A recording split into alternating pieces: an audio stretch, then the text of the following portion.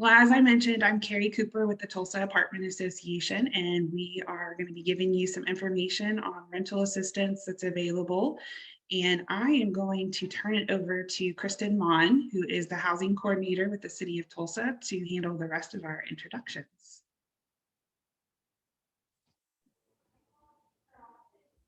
Good morning. My name is Kristen Mon. I'm the housing coordinator for the City of Tulsa. And I will be brief because I know everyone here is very excited to hear all about the rental assistance program and how they can help tenants to make an application. So I want to give some very brief information. The City of Tulsa's Emergency Rental Assistance Program launched on March 15th. And we have partnered with Restore Hope to administer the rental assistance program, as has Tulsa County. So this has ensured a centralized rental assistance program in Tulsa. That means there's going to be one online portal that tenants can use to apply for both programs. That's going to simplify the process for tenants and also helps us to avoid duplication. So the application is available online. Restore Hope has FAQs and application instructions available.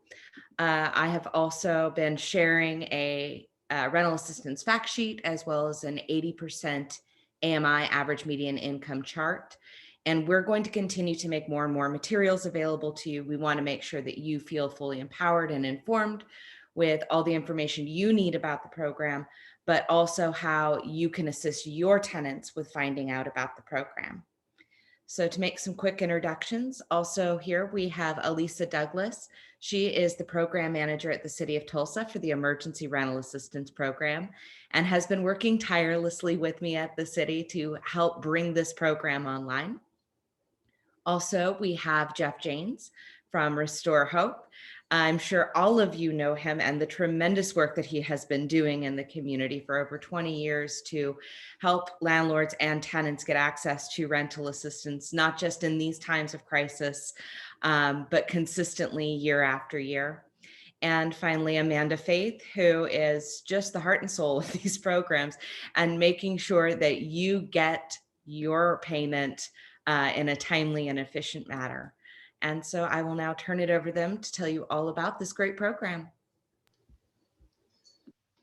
Thank you, Kristen. And all of you know that not only is Amanda the heart and soul, she's the one who actually makes these programs work. And so she gets the credit for making these things work. And so I just really appreciate her work and our team to be able to do that. I want to give you a little bit of an update as we get started. We've been working with many of you for years, and I'm so thankful for the work that we've been able to work together for that time. Our busiest year up until last year, we helped with $305,000 in rent. And I went to Amanda and I said, that's not sustainable. We only had $200,000 of grant funds at that time. God has a sense of humor, because since May 1st of last year, we've helped with $4 million in rent assistance. That was about 1,700 applications that we got through that time period. We launched the new program on last Monday, as I'm sure many of you know. And since last Monday, we've received almost 2,700 applications since just a week. And so I appreciate everybody's patience and understanding. Obviously, that's a lot coming in. I do feel that we're up to the task. Amanda and her team are awesome. The other groups that we're working with are incredible to get this done. And so I appreciate it. I also want to let you know, it may have a similar look and feel to last year's program, but it's a different program. It's different funding. It's a different program. We're not partnering with THA on this program. We were glad to partner with them last year. And so some of the information that we had with them, they have, and it's not ours. And so we need to just recognize it's a new program with new rules, new funding. And so we've got to recognize those kinds of differences. And that's going to be a little bit hard just because it's going to have a similar look and feel with similar players involved, like Restore Hope and Nan McKay, who is the group that's working with us to set up the portal. And so wanted to tell you a little bit about that today, and hopefully just leave enough time for questions that we can answer. I'm confident that you have questions. I'm also hopeful that we have good answers to those questions. And so I'm excited about that. One thing that I do want to just set up at the front, it is not like our Schusterman program at the beginning of the year last year. I'm so thankful for the Schusterman Family Philanthropies for that program, but it is not like that program.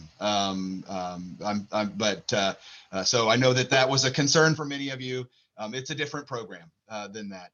The other thing that I want to let you know is that we are hoping, Kristen mentioned that we've been working with the city of Tulsa and Tulsa County. I'm thankful for their partnership together. I'm thankful for those two entities working together to make sure that we can do this. They've been great to work with, and I'm thankful for Elisa from the city and for her guidance and for the folks at the county. We are also working with the state of Oklahoma. And so that does a couple of things. One, it allows more resources, quite honestly. So far, since last Monday, we've had about $8 million in requests. And you may have seen the paper that the program for Tulsa City and Tulsa County is $20 million. So you might think, they're going to run out of funds.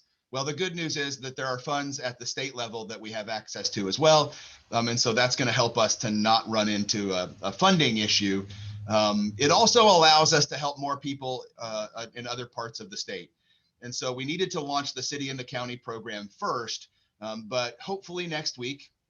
Don't hold me to the exact date just yet, but we're hoping to launch next Monday a program for the other 19 counties in Northeast Oklahoma.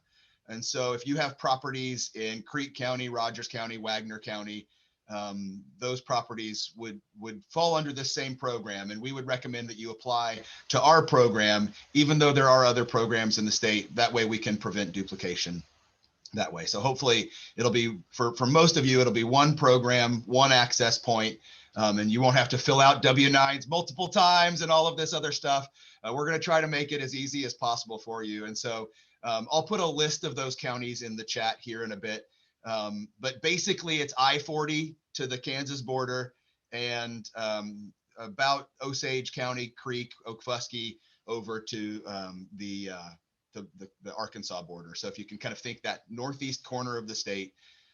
If you've been around a little bit, it's the old 1st and 2nd congressional districts before they did the redistricting, kind of that northeast, mostly the 918. There are a few counties that are outside of that. And so, but mostly the 918. So, and if you have programs in Oklahoma City or other parts of the state, there is rent assistance available to them through another partner.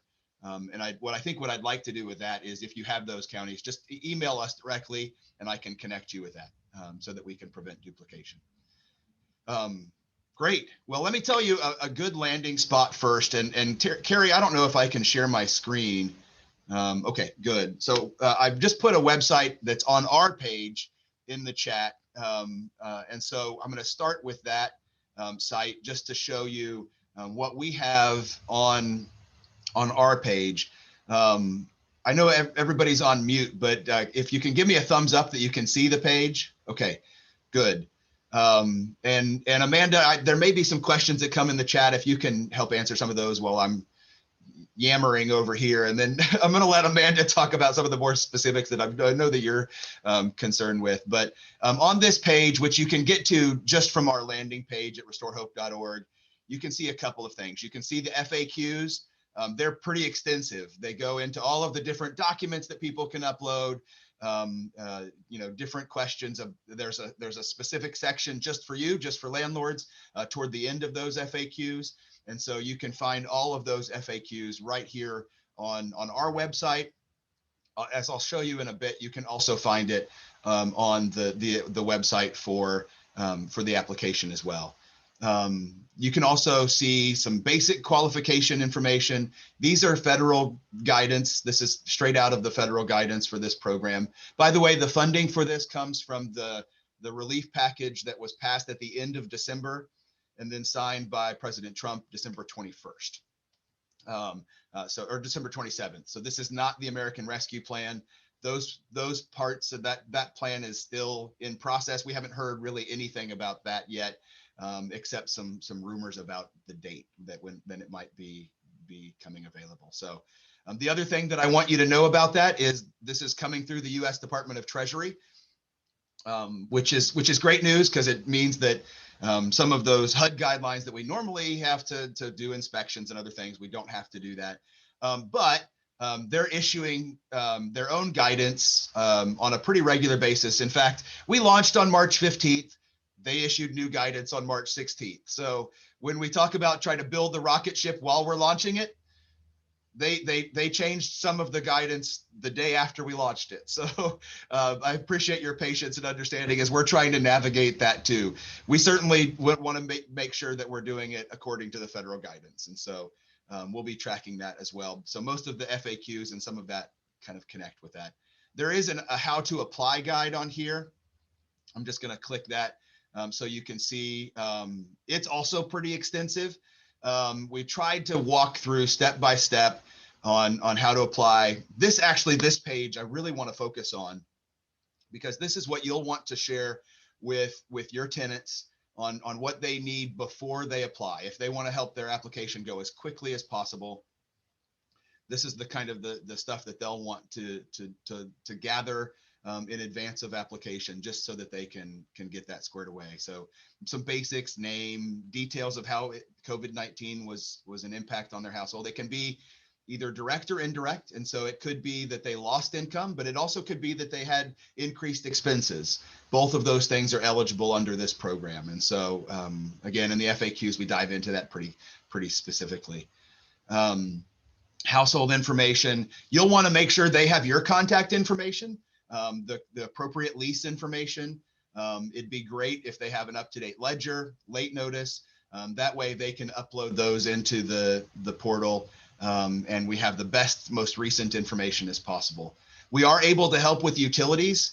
And so if they have if they have separate utility bills, they can upload those. If the utilities are covered within the rent, we can actually cover that as well with this program, both in the arrears. And if it's a consistent utility bill, we can include in the amount that we're paying forward too.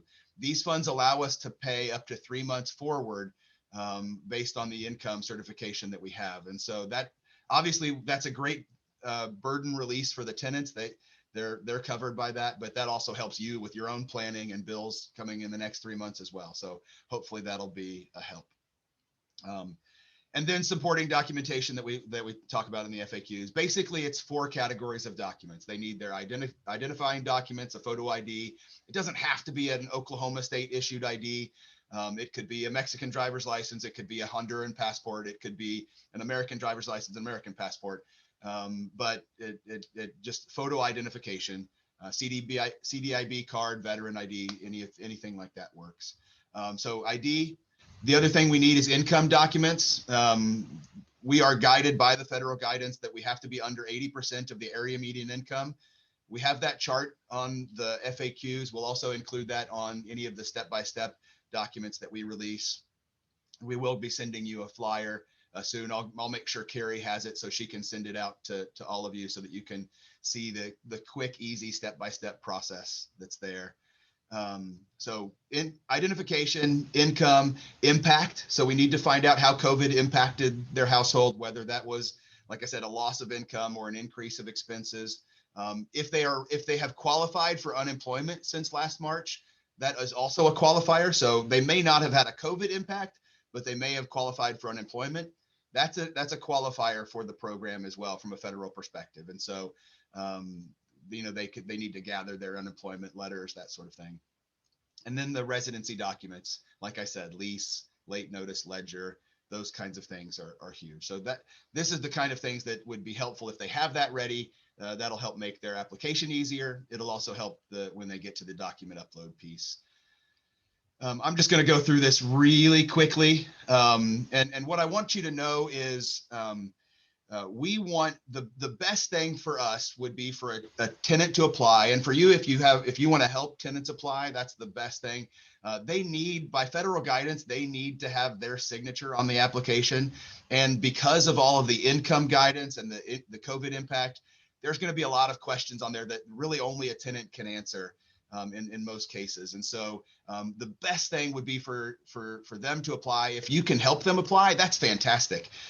Because that'll help them. It'll also help you ultimately, because we want them to apply and we want you to receive the funds. That's the way that we are trying to build this program, so that our funding goes directly to you, so that you can pay your bills, that you can pay and again, so that you can plan forward as well. That's the best way to do that. The application starts off with some basics: name, date of birth, gender, address. Social security number is not required. They do not have to have a social security number. If they click no to the question, do you have a social security number, that box just goes away.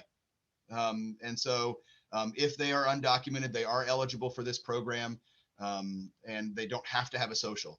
If they do have a social, it's super helpful for us to have them enter that information in. And again, this is information that you may not have, but they may be able to input on their behalf.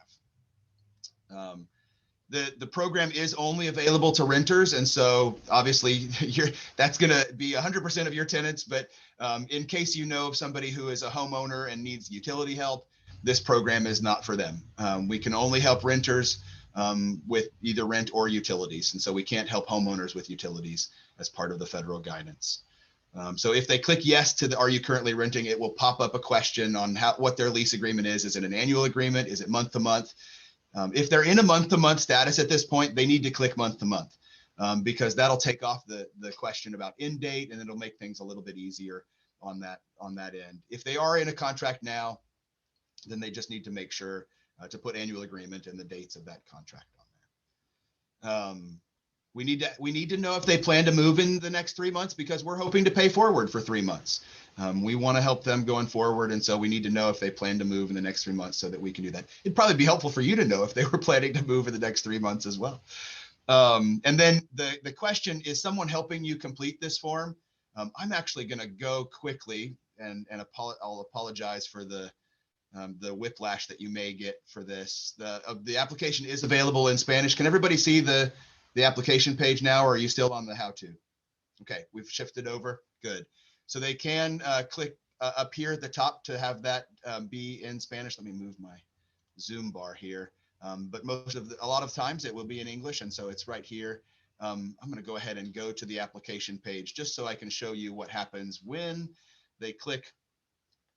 Sorry, of course my internet is slow today. If someone clicks, is someone helping you complete this form? If you're helping them complete it, gosh, I hope that you'll click landlord or property manager. That way we can know who is helping. That way we can track that, so that if we have a lot of landlords applying, a lot of landlords helping people apply, that's just helpful for us to know how we need to message our how-tos going forward. And so that's really helpful for us to know if it's a landlord or property manager that's doing that. A lot of other people could help with that too. Obviously, family member, friends, attorneys, caseworkers, and if they're coming through an agency, they'll probably click other and then type that in. And then it's really helpful for us to have the information of the people who are helping fill out the application. That way, if we have trouble getting a hold of the applicant, we can get a hold of the person who is helping, and maybe we can get some answers from them that way. And then the veteran question. And I'm not going to go forward on the application because I don't want to put fake data in the system. I don't want to add another application in there that makes our team have to go through more. Again, I'm going to go through this really quickly because you all can read the how-tos yourselves, but the COVID impact, what is that COVID impact? It does ask the reduction of income. It asks about increase of expenses. So maybe they had to stay home because of remote learning and they had increased expenses that way. That's eligible for this program. And so they can go ahead and put that on there. It asks for questions about needing future rent. And there are a couple of other key questions on some of these pages. We do ask if you all as landlords would be willing to waive late fees for us to be able to help them with that rent. That is a benefit, obviously, to us. It helps spread the funding out even further. It also does help the applicant in that process as well. So if you're willing to waive late fees, that will help speed up the process for the applicant in that. And so I hope that you'll consider doing that. There is also a question about whether or not your landlord participates in the Gold Star Landlord Program. I would really recommend that you participate in the Gold Star Landlord Program. It's a great program that launched the same day that we launched our program. And Kristen's going to talk to you more at another point about the Gold Star Landlord Program. It's a great program that I really hope all of you will be a part of. And that does actually help speed up the process too. And so if you're a part of that Gold Star Landlord Program, that will help with that as well. And will help in a number of other ways going forward too. It does ask about household members. One of the things that'll pop up is ask about household members. We need to have every household member listed. That is a factor in the income eligibility. And so we need for every household member to be listed on there when they're filling that out. Speaking of income, if they have filed 2020 taxes, that's great. They can go ahead and upload their tax form. If they have not yet filed their 2020 taxes, if they need help, I would recommend that they call 211, and 211 can guide them to help them file their taxes. But there also is a way that you can upload if they get paid daily, weekly, biweekly, however they get paid, they can upload that income information. And we do need all of the income information for the household. So if there's somebody in the household, a kiddo who's receiving disability income or something like that, we need to track that. And we need to factor that into our income guidelines, our qualifications. So they'll need to add that in. And again, this is one of the reasons why it's really most helpful for the tenant to apply, and with your help. Those income questions can get, quite specific and personal, obviously. So the lease, this is obviously information you could really help them fill out with the lease, making sure that their lease is up to date, and then uploading any of those lease documents and information there. Here's the question about the landlord program. The Gold Star Landlord Program is on the lease page on there. The landlord information is not required. Obviously, the owner name is required. That's helpful for us.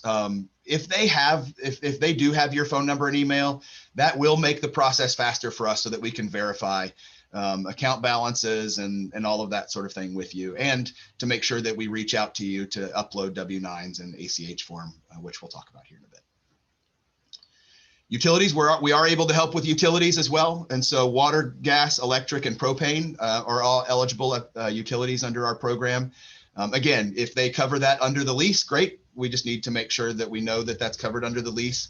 And then if it's separate, then they can upload their account information and that sort of thing in that process too. If they do receive public assistance, they are eligible, but for the tenant portion of the rent. And so it's helpful for us to know if they do receive Section 8, or if they are on any kind of other public housing assistance, so that we can track that and know what the tenant portion of rent is. It's an important part. And then there are some certifications. Again, this is where it's the tenant needs to apply, because you can't certify on behalf of the tenant that they're telling the truth and all of these things. And we don't want you to face criminal penalties by certifying something that's not true. And so they need to certify all of that information on there. And honestly, these certifications will help us, again, to process the applications faster. And so we need them to be able to certify just some basic things about their income, the impact, their rent information, that sort of thing. And then they need to sign it. They can't submit the application without signing the application. And so they need to sign that. Again, that's federal guidance. And that's part of the reason why we set up the portal as a kind of a one-stop shop, so that tenants can just sign it right there. They can use their finger on a phone. You can apply via phone. Any way that you have access to the internet, they can apply that way. I've heard that it's possible to apply through a gaming system. I'm not a gamer myself, so I don't know, but if you can access the internet through that system, you can access the application. But certainly a lot of people will be doing it over the phone, and they can sign it over the phone as well. You can also use your mouse to sign if you're applying via computer. And again, just certifying that they're submitting the application not having any fraudulent information on there. Then they'll get a confirmation page that comes up. They'll also get an email sent to them on how to upload documents. It lists a number of different documents that they can upload. And again, it's those basic categories: identification, income, COVID impact, and then the residency information. They'll need their client ID number. So this number that comes up, sorry for the whiplash here, but this number that comes up on the application, it'll be RHM or RHS. And then some numbers right now, 4 numbers, but probably by the time we're all said and done, it'll get to 5 numbers. They need to write that down. They'll need that for a number of different things. And then their date of birth will be part of the upload process as well. So they'll need to use their identification number and their date of birth to be able to upload documents. And then there's that process there. There is a portal that you will want to go to upload documents as well. And it's right here. Actually, I'll go back to the homepage here of the program. This program, and Amanda, if you'll put it in the chat if you haven't already, but erap.restorehope.org is the main address for this site.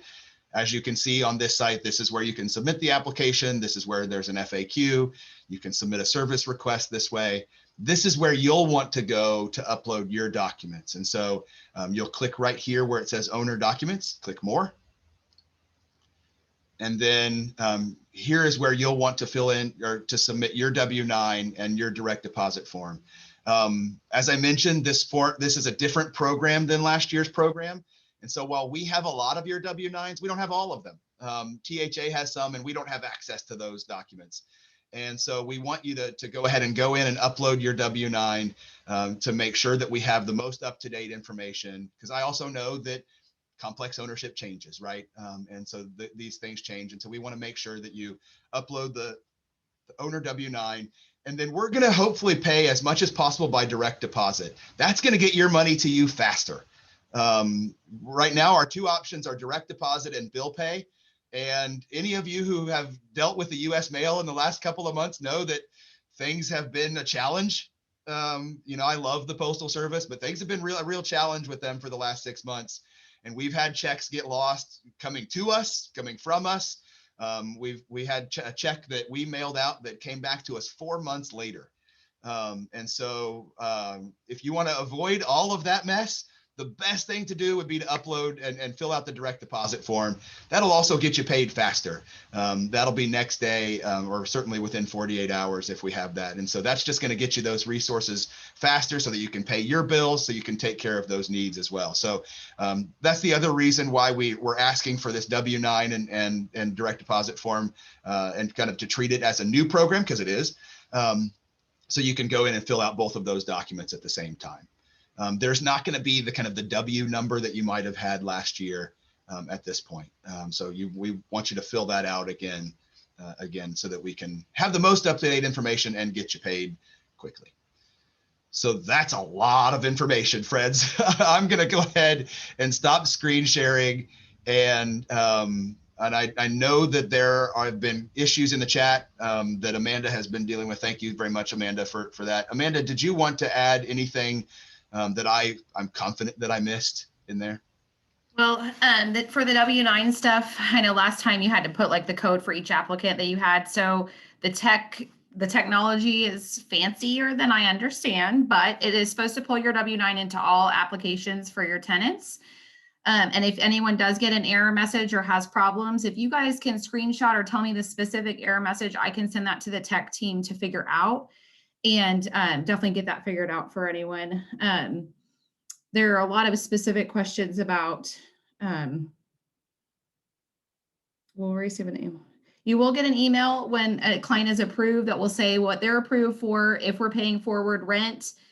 I know some of your complexes have water billed and it's the same every month, and some bill and it's a little different every month. And so we're asking if you can find a middle ground and agree we'll pay towards that, but we can kind of average it out or something so we can pay that. So you'll get a document that says, here's what we're paying, sign this, agree that this amount is correct. And thank you, Karina, I appreciate that. And then that way, if there is something that was missed in the review process, we know last time around some payments came through and they weren't, the full payment. And we don't want to do that. We want to pay it in full, get you guys caught up, get the clients caught up so no one's, behind. So we're hoping that getting the ledgers will help with that, and having that pledge signed will help with that. Well, and a couple of things. The W-9 is The W-9 is a requirement for a business-to-business transaction. It's just, that's what it is. And it's a business-to-business transaction from us to you. So the W-9 is required for anything over $600. It's a business-to-business transaction. So that's why that is a requirement there. And I've seen some questions about the email related to the direct deposit. Our plan at this point is for you to have a direct deposit or a check for each tenant. And so it's with the utility companies, it'll be a bulk with a lot of different folks. But you'll have a different direct deposit, a different transaction for each tenant, so that way you can track it that way. We felt that would be easier for everybody to deal with, so that you're and to make sure that they're getting that information as appropriately as possible. For the ACH question, the 48 hours we will process checks and ACH on Thursdays. So it'll be 48 hours after. If you get that pledge or that email that says, here's what we're going to pay, sign this, send it back to, email it back to us, and that's on a Monday, then that payment's processed the Thursday following when you sent that back into us. So then 48 hours from that Thursday. If there's document upload problems, they're only allowed to upload JPEGs, PDFs, and JPG without the E. I'm not sure the difference, but so if they're uploading a file that's also over 4 MB, then that won't go either. So if they need help with that, they can email their documents directly. We ask them to try to upload because there's so many people that helps the process go more smoothly. But if there's upload issues, they can email them to us with their RHM case number. And then we'll put those with their file. We're also working on a how-to on uploads so that like a tech person, I know how to print to a PDF and feel fancy, and that's not so fancy, right? So we're trying to come up with ways to show clients on your phone, how can you convert a file on your computer? How can you do that? And then just kind of troubleshooting those different challenges. So we'll definitely keep you guys posted and send that, if it's okay, Carrie, to send that to you to send to them when we have that ready to go, because I know they're working on that right now. And tenant's name will be associated with the direct deposit, and so you should see that connected that way. And Brittany, I saw your question about the landlord-tenant agreement. It obviously we are saying that if you are receiving future rent, that you will not evict for non-payment of rent.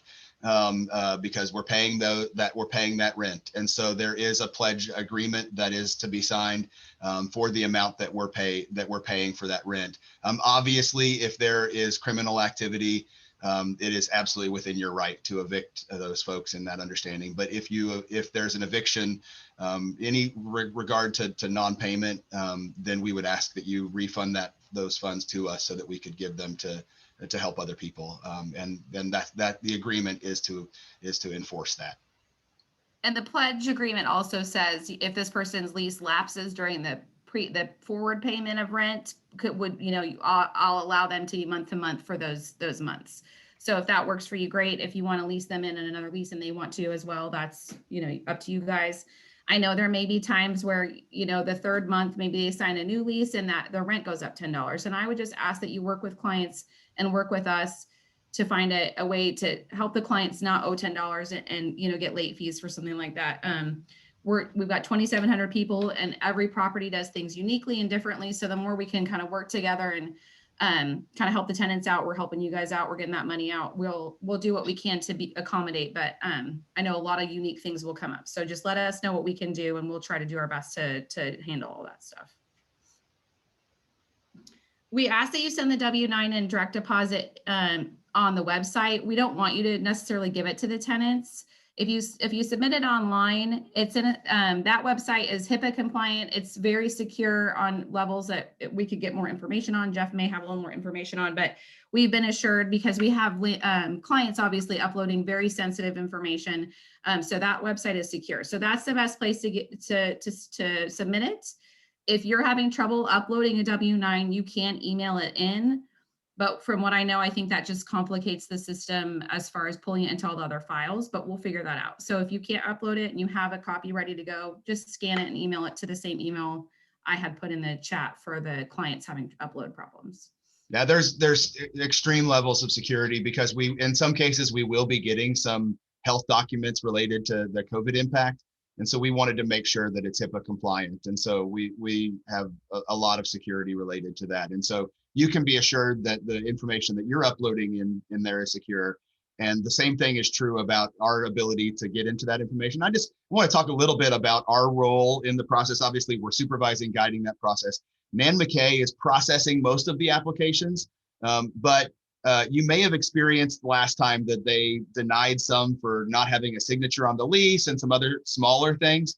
That's where our expert team, I mean, Amanda's been doing this for a long time, and our teams can step in so that we can not have somebody that's ineligible because of a signature, right? That we can make sure that people are eligible as much as possible. And so that's where our team is working with Nan McKay to go through some of those things that really need a local hand and kind of that local expertise. We are also checking on that process. And so we're doing our own quality control of their work. They're doing quality control of their own work, but we're doing quality control of their work to make sure that they're doing that well. And so that's another place where Amanda and her team are crucial in the process. And so if you have questions, obviously I agree that the best place to go is that erap@restorehope.org, because that tracks it. I will say all communications related to that client ID are tracked in that. So there are some of those where, you look through and it's pages and pages and pages of emails back and forth. We're doing that for tracking and audit trail purposes so that we can make sure that we're doing things in the right way. So hopefully that is. And I also want to clarify that while we're working with City of Tulsa, if you have Broken Arrow, Glenpool, please make sure that they're applying too.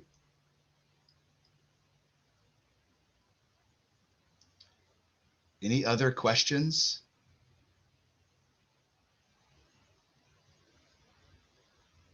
I want to say a thank you to you all for your patience and understanding. Obviously, with the number of applications that we've had, we're going to try to go through them as quickly as possible. Any of you who have tried to start a car in the wintertime, you know that it takes some time to warm up and get moving. You got to get those gears warmed up and moving. And we certainly had, that launched last Monday, and we've had some times where we've had some challenges with the uploads and that sort of thing. But our hope is that once we get those gears turning, once we get that engine moving, that it will be as efficient, as effective, and as equitable as possible. That's really what we're trying to do with this program. And so it opened on last Monday. I will say we're not doing first come, first serve. There is a priority ranking of the applicants. The biggest priorities are the federal priorities, the federal guidance, which is if they're under 50% of the area median income, and if they've not been employed for the last 90 days. So one of the questions that's on there is, have you been employed within the last 90 days? And so that's why that question is on there. There are some other local priorities based on our goals to prevent eviction and prevent homelessness. And then the Gold Star landlord certainly is one of our priorities for the city of Tulsa. So. And I'll just add, the head of household doesn't have to be the one who experienced the loss. It could be a 20-year-old son in the household. It could be, a significant other, a roommate. So and on the application, it asks for specifics about that. So if multiple people in the household have all had a loss of income or an impact, the more we know, the better, because some impacts are easier to verify than others. And we'll kind of go with the one that we can verify, that meets the guidelines, and get those people approved. So it doesn't have to be just the head of household. Also, if someone, this might be a little trickier because you want people all in the household to all be on the lease, but I know sometimes family move in, and if they're not on the lease and they've had an impact, we can, and we can show they pay a bill in the household, they get mail in the household, we can consider that they're in the household to look at, helping that family out. So, and we're going to be trying to screen people in, not to try to screen people out. I mean, that's just our goal. So we know that there will be some people who are just not eligible. We've had some of those first 2,500 that are over income, and that's a federal guidance. We can't avoid that federal guidance. And so some people are just not going to be eligible, but we're going to try as hard as we can to help them be eligible. If the COVID impact is the thing that they're running up against, we are working also on other funding sources. But right now, of course, this is the biggest one. To the question about the timing, right now, the federal guidance is December 31st of 2021. Because of the access to funds statewide, I'm not really concerned about funds running out as we get closer to that. But then there's also the American Rescue Plan that's coming. And so those funds will roll into that. And again, we just don't know any details on that. But based on what they're doing with the state and local governments, there's a chance that some of those funds will be able to be used in the next year. And so right now we're talking about December 31st of 2021, but there is a chance that it goes further than that. You know, honestly, my goal would be that we don't have a need for the program anymore, that people aren't being evicted, that you're getting paid, that people aren't facing those consequences. And so that's certainly what our goal is, always to kind of put ourselves out of business. We're certainly not in that role right now. We have a lot of business right now. And so we want to work together. We want to help you. We want to help the tenant. And so that's why, again, just to reiterate what I said at the beginning, the best thing would be for them to apply. If you can help them, that's great. And then for you to get those funds, that's the best possible avenue. That's what we want to happen. Hey, Jeff or Amanda, I was going to ask the income verification. Can you talk a little bit about that? Does it go off of, you know, a tax return, or what information are they looking for with that? Amanda, I'll let you dive into the details then. So for income information, we just need any source of income for anyone in the household. If children are getting disability, child support, earned income, unemployment, they report that to us, and then we'll ask for some document that shows that gross amount for their current income, and just annualize that to show they're under the 80% AMI. They can turn in their tax records from last year. If the tax documents from last year kind of show income before their loss, it might be better to use their current income right now. But they have that option. So that is up to each tenant. But if that might be something to consider when you're trying to decide what to show. And I know taxes were pushed back a little bit this year. We have some people who filed, but a few are not quite there yet. So if they haven't filed yet, then they can just show their current income. If they have no income at all at this time, we have a form they sign saying that they attest they have no income, or certify they have no income at all. For unemployment, there are a couple of websites and apps you can go online and screenshot that shows what you get gross, and then after taxes, if they choose to take taxes out. So if they have trouble finding a way to verify something, we can certainly work with them to get what we need so that we can get that verification submitted. So. And Brittany, I saw your question in the chat about legal fees. We can't pay your legal fees. And so we would want you to waive those legal fees. And it would speed up the process to do that. The guidance is a little bit clearer on late fees, but it would help everybody if those fees were waived, so that we could get that. Well, I guess it doesn't help the attorneys, but it does help you. It helps the tenant, and it helps us to spread those resources out as much as possible. So that will help speed up the process if you're able to waive those fees. And a client should get an email showing they've applied. So if you want to like verify with the tenant that they are applying, so you can maybe hold off on that, so you don't incur that cost and have to waive it and or out that money. That might be an option to consider, you know, if you can verify that they've put that application in. I was going to ask, someone had asked about having to upload the W-9 multiple times, or the direct deposit information multiple times. So I wanted you to address that. And then also, is it helpful, and maybe you can't answer this, but in the system, I would assume it's helpful if the tenant's owner information that they're putting in matches what's being uploaded. And so if landlords can provide that information to make sure it syncs. So Amanda, did you hear the question about the first part of the question? And I'll get to Karina's Yes. question. So the way it works this time around, and if it's not working, email me, let me know, because we're being told this is how it works, and I'm not the tech person. So if it's not working how we've been told, I need you guys to let us know so we can try and ask them to fix it. But when you upload your W-9 and your just the W-9, there's some way the tech matches your W-9 to your properties, or that specific property, and pulls it into all the applications for that property. So there shouldn't be a reason to upload it. We didn't know that. And so if you've asked our staff this week or last week about it, we found this out yesterday. We've been trying to clarify if it would be the same process with the code from last year or a new process. So I apologize for we just didn't have that information. We are going to add something to the website that Jeff showed you today, the owner portal, that details that out specifically, like this is why we're not doing, this is why we have to ask you again. And once you upload it, this is the process that will be added to your files. The ACH part I missed because I was reading Karina's question, so I apologize. So the ACH information should follow the W-9 information. And so you should only. From what I understand, yes, you wouldn't have to upload it multiple times for multiple tenants. Because once you're on file, we create a vendor and we've got your information on file. So that shouldn't be a thing you have to do multiple times. But if it is there's any kind of problem, I've actually asked a few people on this call, tell me when you do it, let me know how it's going, and we'll troubleshoot it with you. So just shoot me an email and we'll figure it out if you have any kind of problems. Yeah, our goal is to try to make it as quick as possible. If you have a broker agreement, so if you're a property manager, we would want you to be able to upload that broker agreement so that we can track and make sure that if we need to pay the property manager, if they're the ones who need to do that as opposed to the owner, we can track that so that to Alyssa's question about the W-9 and the lease, we just need to make sure that we're tracking that and we're paying the appropriate people. Obviously that's key. These are your tax dollars at work and mine. And so we want to make sure that we're using those tax dollars well, right? So we know that there is a potential for people trying to do that fraudulently. And so we've built in processes within our process to make sure that there's no fraud.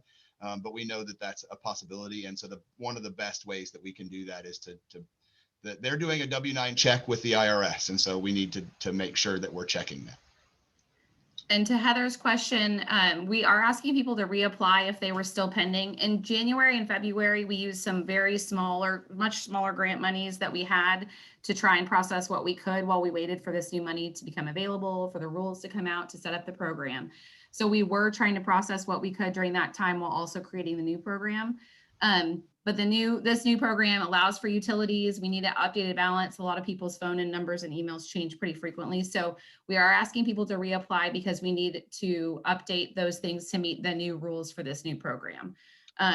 If they submitted paperwork to us and worked with a caseworker, my staff can kind of help with that. But lots of times things have changed. I mean, it's been many months since October, November. And so we do want to update that information. If your tenants have questions about that, they can reach out to us.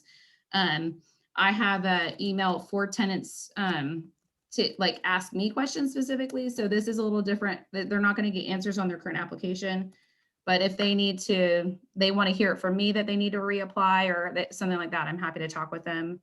And I'll just tell you, go ahead, Amanda. I was gonna say, if anyone has payments missing from last year, you can email me the case number and the information, and I can help you connect to, I think Karina's person was a TE case, which means it was through Tulsa Housing. So we're happy to help you connect to Tulsa Housing to figure that out. So please email me and a case number or name, and we can get what we need to figure out getting a new check or what happened, or if, we'll figure that out. Okay. At this point, I think all of the checks that we have written have been either paid or reissued. All right. So I think any of those cases, those checks that might be out are probably TE cases, which would relate it to Tulsa Housing Authority. And so, but we're happy to help navigate some of those issues as well. And we're hoping that we, with direct deposit, that we don't run into some of those same issues on our end. We want to make sure that goes quickly. And so, and I'll tell you just from my personal standpoint, and I'm sure this is true for Amanda, the last thing that we wanted to do was to close that portal on November 24th of last year. That was absolutely the last thing that we wanted to do. But the guidance that we were getting from our partners around the state is that there wasn't going to be enough resources for the people who had applied at that time to our program to get through those state CARES Act funds. And so we could only go with the guidance that we were receiving from the state. And so we had to shut it down. And that was again, one of the hardest decisions we've made in a while. So that was difficult, but hopefully we'll be able to get this program up and running so that they can apply now. And actually it's more beneficial. This program, getting those funds now is in some cases more beneficial to that program, because we know we can pay forward. We know we can add utilities. We know we can do a lot more with this program than we could with the last program. So Brittany, I don't think we've had direct deposits from us, but so hopefully you'll have that information on the direct deposit for us with that. And so, we haven't issued any of those payments yet, so I can't tell you exactly what that looks like right now. But I can tell you we're testing that system within the next week to make sure that we can get that information. And we'll be sure to follow up with you. If there are questions or that sort of thing, you can just let us know, and we can make sure to answer those questions. And so I really appreciate that, and just know that it's, for us, that's a new factor than what we've done before. And so the other thing is, I know that we've been able to write checks and have you pick up those checks in the past. Unfortunately, we can't do that with this program, just with the scale. The other thing is we need to again try to prevent fraud where we can, and so that's where we're going to try to use direct deposit as much as possible to make sure that we're not doing that. So Rebecca, your question about W-9s, if we pay a property management company, we need to get a W-9 and the broker's agreement, and then we can pay the management company. If it's easier to pay the property LLC and the property owner, we would need the W-9 for them. Does that make sense? Is that correct, Jeff? Yes. Okay. And there's not a cap on how much we can pay this time around, thank goodness, because we know a lot of people had quite a high balance. So there is a date cap, and like we can't go back to basically March rent because it's like March 13th, I think, 2020. So really April 1st is kind of the cap because of that being in the middle of the month. Same with utilities, we can go back to March 13th. So so there's not a dollar amount that caps this time around. There's a month cap of, I think, 15 months. And there may be, like Jeff said, with this new funding, a way to help those who maybe hit that cap real fast if they owe for like a whole year and need help again. So, and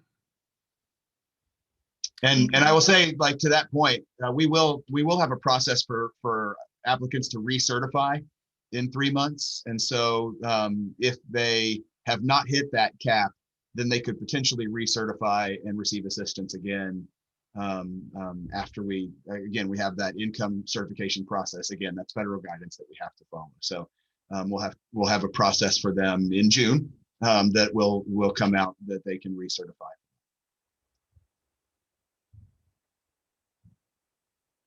Y'all, not surprisingly, have asked great questions, and so I'm really thankful for that. As you have further questions, please let us know. We can't solve problems that we don't know about. And so if we know about those problems, we might be able to solve them. There are some that might just be the federal guidance that we can't get around, or other things that we just need to make sure we're following. But if we're seeing consistent technology issues or something like that, then we can take that to our technology partners to make sure that we're processing that. And again, thanks for your patience and understanding as we process these as quickly as possible. I can't stress this enough, especially just given the numbers of people that we have. Please, especially for the month of April, give us a little bit of leeway. We're going to try to get as many of these payments out as quickly as possible, but I really hope that we can all agree on this call to not have a massive amount of filings in April, so that we can get that assistance out there. If somebody has been evicted, if that apartment is no longer, if that apartment is now empty, we can't pay for that person. If that person is not in your apartment, we can't pay that bill. That is really clear from the federal guidance that the rent follows the tenant. It's going to you. That we want the checks to go to you, but the eligibility follows the tenant. And so if that person is evicted and no longer in your property, we can't give you that money. And so I'm not above begging, but I would just beg that you please don't file a ton of evictions in April, so that we can keep these folks not only from being homeless, but that we can get you paid.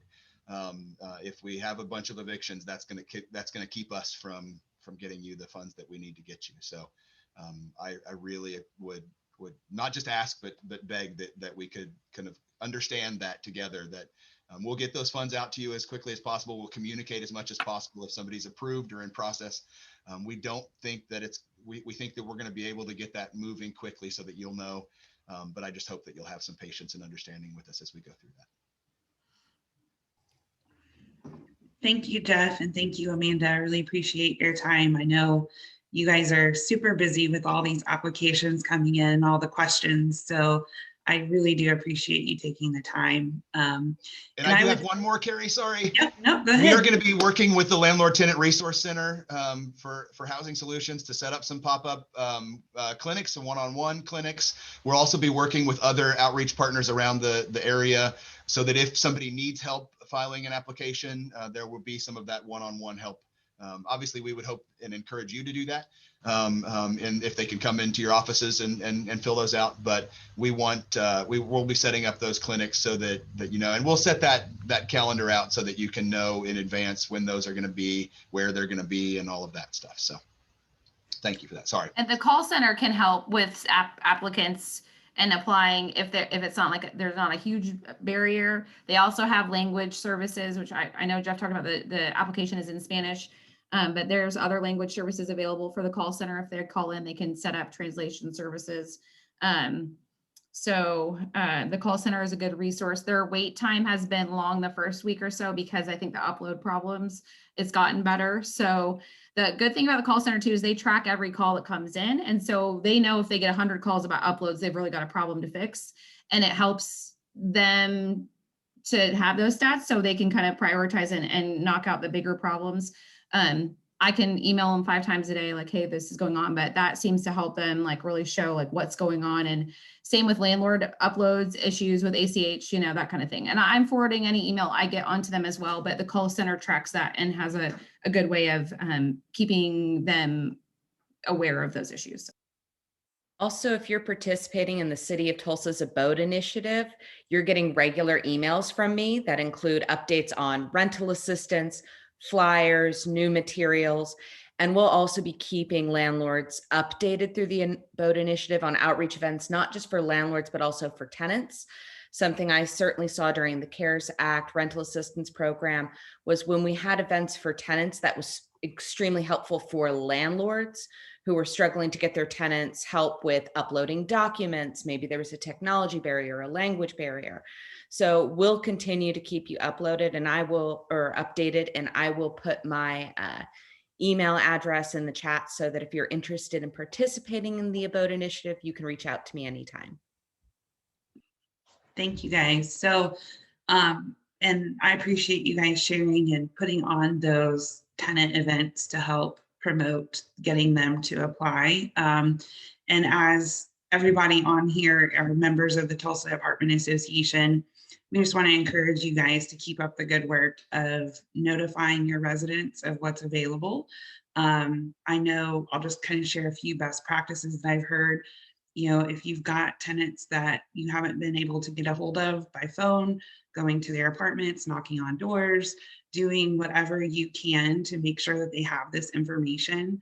I know I've heard of, because of fear that the tenants have, that you guys are starting to experience skips, which means that you're not going to get that back rent owed, which is devastating. So I would just keep encouraging you to be proactive, to let your residents know that this assistance is available, that you'll help them with getting it, and that, you know, they can stay where they are and get the money to pay the rent that's owed. So to everyone, keep sharing this information and doing what you can to help your residents get these funds. And thanks again to Jeff and Amanda for all your hard work, and to Kristen and Elisa for helping to organize all of this. All right. Well, if we don't have any more questions, or if you have more questions after the fact, you can certainly get a hold of Amanda. She put her email address in the chat, or you can email me or call the Tulsa Apartment Association office. Or if you have a relationship with Kristen, I know she's willing to help. So we're all here to help and get your questions answered and help you along the way. So thanks for participating, and we'll see you guys next time.